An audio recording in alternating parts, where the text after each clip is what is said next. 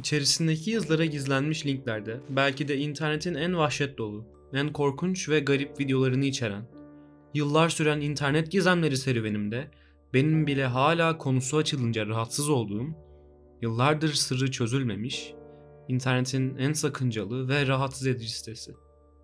Normal Porn for Normal People.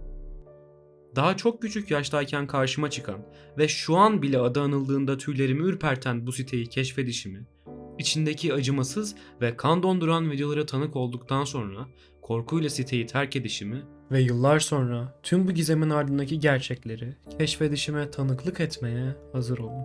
Bu videoları yaparken fazlasıyla emek harcıyorum, o yüzden lütfen beğenmeyi ve abone olmayı unutmayın. Beğeni ve abone sayısındaki artış daha fazla üretmeme sebep oluyor. Bu video 10.000 beğeni olduğunda yeni bir video sizlerle olacak. İyi seyirler. İnternet gizemlerine olan merakım daha çok küçük yaşlarda başlamıştı. Daha ortaokullu bir ergenken internet gizemlerine dair pek fazla Türkçe kaynak yoktu ve ben de bulabildiğim tüm kaynaklardan uçsuz bucaksız internetin gizemlerini dinliyor ve okulda arkadaşlarımla bulduğum gizemleri tartışıyordum. Henüz bir YouTube kanalım yokken küçük yaşlarımda Facebook'ta kurgusal korku hikayeleri yazıyor, yarım yamalak İngilizcemin yettiği kadarıyla başka hikayeleri çeviriyordum. Bir gün seçmeli İngilizce dersinde yakın arkadaşım Sinan yanıma geldi ve bana Normal Porn for Normal People adındaki bir siteden bahsetti. Sinan'ın söylediğine göre site çok ciddi derecede vahşet ve korkutucu içerik içeriyordu. Normalde internette görebileceğinizin ötesinde şeylerden bahsediyordu ve site bu içeriği doğrudan değil, gizlenmiş bir şekilde sunuyordu. Her ne kadar o an Sinan'ın anlattığı içeriklerden çok korkmuş olsam da işin içindeki gizem faktörü beni tamamıyla içine çekti ve korkumun üzerine gidip anlatılanları kendi başıma doğrulama kararı almama sebep oldu. Okul bittikten sonra hiç zaman kaybetmeden hızlıca eve girip bilgisayarımı açtım. Sinan'ın söylediği sitenin adını internette arattığımda karşıma doğrudan sitenin kendisi çıktı. Ama kendi başıma bu siteyi gezmek için fazla korkaktım. Yine de sitenin ana sayfasına bakmak istedim. Ve girdiğimde karşılaştığım görüntü beni fazlasıyla korkutmaya yetmişti. İki donuk surat doğrudan bana bakıyordu ve suratların altında İngilizce "Tanrınız benim duvarlarım içinde size yardım edemez ama şüphe yok ki dizlerinizin üzerine çökeceksiniz" yazıyordu. Hayatımda çok az anda bu kadar korkmuş hissetmiştim. Çünkü doğrudan bana bakan iki surat açıkça beni tehdit ediyordu. Bu yazıyı çevirmemle siteyi kapatmam bir oldu.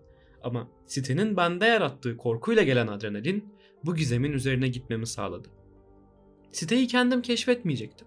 Onun yerine bunu benim için yapmış internetteki başka insanlardan yardım alacaktım. Bu siteyle alakalı yazılmış ne varsa okumam, yapılmış hangi video varsa izlemem gerekiyordu. İşe ilk olarak Ruhi Çenet'in yaptığı internetin en sakıncalı 5 sitesi videosunu izleyerek başladım. Milyonlar izlenmiş bu videoda Ruhi Çenet'in söylediğine göre sitenin blog kısmında birbirinden bağımsız onlarca yazı vardı. İlk başta bu yazılar öylesine yazılmış garip yazılar gibi gözükse de yazıların son harflerini incelediğinizde bir link keşfediyordunuz. Ve her link sizi bir videoya götürüyordu. Bu videolar ilk başta basit ama garip videolar olarak başlıyor ve siz bu gizemi eşeledikçe daha da garipleşiyor ve korkunçlaşıyordu. Sitede bulunan ilk video Peanut.avi adındaki bir video. Bu videoda 30 dakika boyunca bir adam, bir köpek ve bir kadın mutfakta oturuyor ve kadın köpeğe devamlı yer fıstığı ezmeli bir sandviç veriyordu. İkinci video olan LickedClean.avi'de bir tamirci bir musluğu tamir ediyor ve tamirci gittikten sonra adam 20 dakika boyunca tamir edilen musluğu yalayarak temizliyor. Tam bu anda merakıma yenik düşüp LickedClean'i internette arattım ve gerçekten böyle bir videonun olduğunu gördüm. Ama bu rahatsız edici videoyu izlerken bunun neyinin sakıncalı ve korkunç olduğunu düşünüyorum. Elbette bir adamın musluğu yalaması korkunçtu. Ama en sakıncalı site ünvanını hak edecek bir video değildi diye düşünürken siteyle alakalı izlediğim videoda işlerin garipleştiği 3. videodan bahsedilmeye başlandı. 3. videoda obez bir insanın pandomim performansını izliyordunuz. Ve işler burada rahatsız edici olmaya başlıyordu. Çünkü komik gözüken bu videonun son 30 saniyesinde pandomim performansını sergileyen kişinin performans öncesi ağlayarak hazırlandığı sahneler gösteriliyor. Yani pandomimi yapan obez kişi buna zorlanıyordu. İşler iyice karanlıklaşırken içim garip bir korku kapladı. Ve tam bu anda son videodan bahsedilmeye başlandı. Anlatılana göre Normal Porn for Normal People sitesinde paylaşılan son videoda sarışın bir kadın bağlı bir şekilde bir halının üzerinde yatıyordu. çığlık atmaya çalışıyor ama ağzı bantlı olduğu için atamıyordu.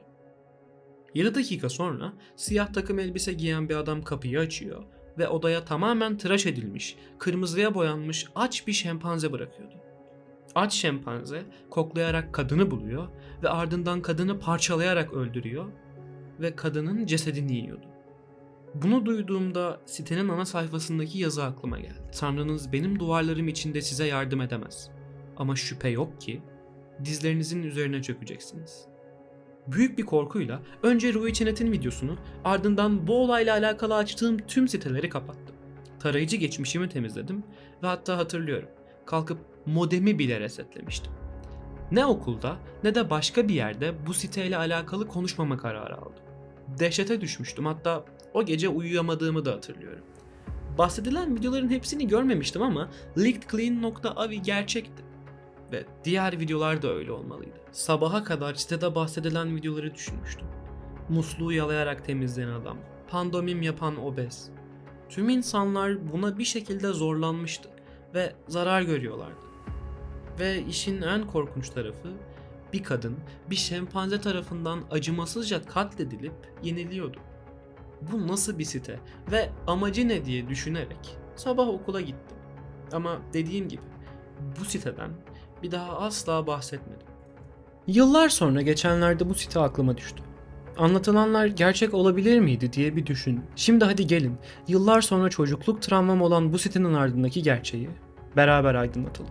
Normal Porn for Normal People sitesini tüm internette tarattığınızda bu siteden ilk kez 7 Haziran 2011 tarihinde DeviantArt sitesinde Cosbyduff isimli bir kullanıcı tarafından bahsedildiğini görüyorsunuz. Fakat işler burada bitmiyor.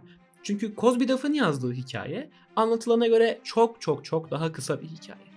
O yüzden daha sonra bu hikaye Ekim 2011'de kurgusal korku hikayelerinin yazıldığı Creepypasta Wiki sitesine daha detaylı ve uzun bir şekilde yazılıyor. Ama hiçbir yerde sitenin kendisinden bahsedilmiyor. Ama tabii ki her şey burada da bitmiyor. Çünkü bu hikaye normal bir creepypasta'ya, kurgusal bir korku hikayesine göre daha gerçek. Siteye girebiliyor, blogdaki yazıları okuyabiliyor ve hatta blogdaki yazıları linklere çevirip videoları da izleyebiliyorsunuz. Peki bu nasıl oluyor? 2011'de Creepypasta Wikisine bu hikaye kaydedildikten sonra aynı hikaye 22 Ocak 2012 tarihinde Larper Pro adındaki bir editör tarafından What the Fuck subredditinde paylaşılıyor. Ve paylaşılır paylaşılmaz 870 upvote ve 390 yorum alıyor. Komik olan şey ise Normal Porn for Normal People sitesinin internete 2011 tarihinde kaydedilmemiş olması. Normal Porn for Normal People sitesinin domaininin satın alınma tarihi bu hikayenin Larper Pro tarafından What the Fuck subredditinde paylaşılma tarihiyle aynı. Yani site internete ilk düştüğü 2011 tarihinde değil, 22 Ocak 2012 tarihinde ortaya çıkıyor. Peki öyleyse videolar. Her şey kurmacaysa videolar nasıl gerçek olabilir? Çünkü hatırlarsanız ortaokulda leakedclean.avi'yi izlediğimi söylemiştim. Hikaye Reddit'te viral olduktan sonra 19 Nisan'da Peter Markowski adındaki bir YouTuber Normal Porn for Normal People adında bir film çekip bunu kanalına yüklüyor.